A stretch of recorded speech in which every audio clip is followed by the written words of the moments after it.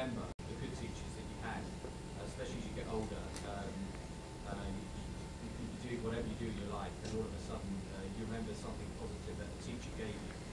And I think it's really nice that you pointed that out, and that you pointed out that there's kind of good teachers, bad teachers, there's very passive teachers, but there's some that really do stand out. I love the way that you sort of pointed that out.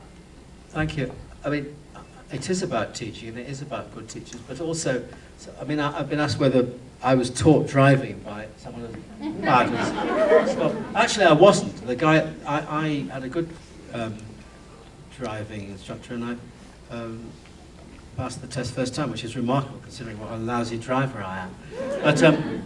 But Scott is the embodiment of some of the worst teachers I can remember in school, actually.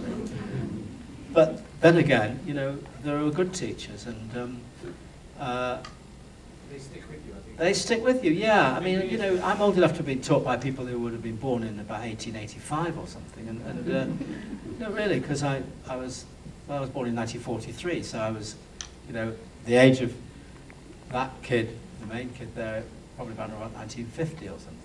And so, you know, the Victorian, we were in Victorian schools, really, with Victorian teachers, but there were people that really were solid, honest, generous people that taught us, certainly in primary school and in elementary school. And it does, you're right, it does stick with you. You remember those people. But let us not be sentimental about it. Was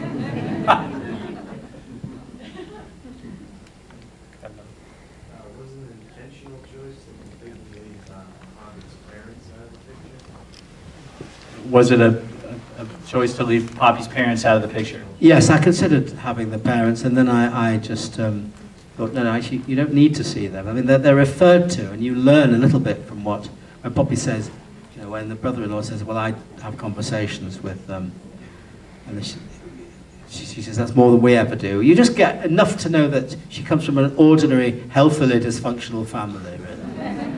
Perhaps everyone feels like going home now. I don't know what you think. I get there's a certain mood of exit going on. Seems as if we've got one more. Let's do it. Will there be another movie with Poppy in it? I wouldn't have thought so. I mean, I think, you know, if you were to ask me whether I'd be likely to make another film with Sally Hawkins in it, the answer would be categorically yes. But I think she would share with me, if she was here, she would undoubtedly agree with me that we'd be, you know, keen to get on and explore a different character and move on, really. I think we've said all there is to say about Poppy, and we should leave her happily in this movie and move on to another thing. I'm not sure how much more fully you could explore. I mean, yeah, no, I think, yeah, exactly. I think that's she lives in the frame of this movie, and that's where she should stay, I think. Anyone else? Thank you very much.